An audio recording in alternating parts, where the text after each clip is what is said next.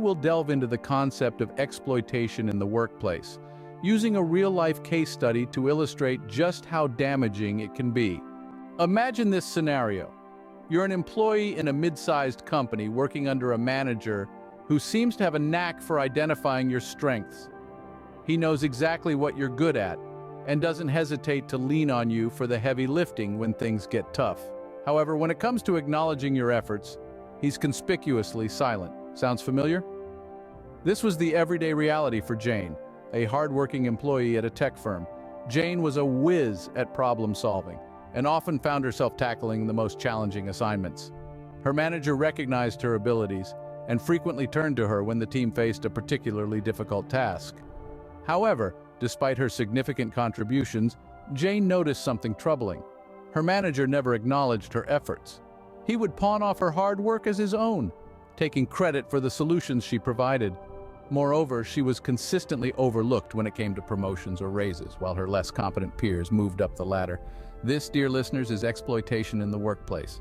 Exploitation isn't just about unfair wages or long hours. It's about not recognizing and appreciating the value an employee brings to the organization. It's about using someone's skills and talents for your gain without giving them due credit. This kind of exploitation can be demoralizing, leading to a drop in productivity and a decrease in overall job satisfaction. It can also lead to high turnover rates, as employees like Jane eventually choose to take their talents elsewhere, where they feel valued and appreciated.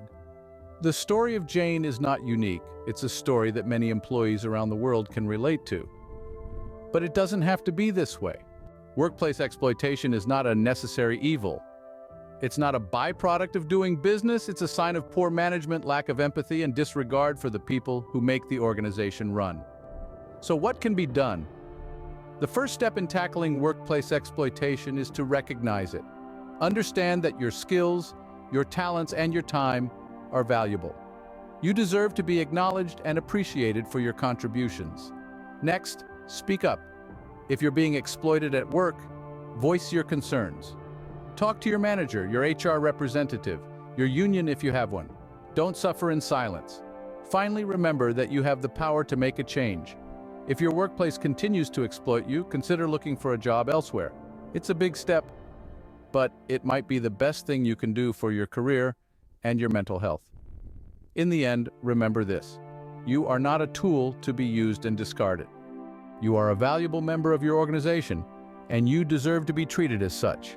Stand up against workplace exploitation because you are worth more than what they give you credit for.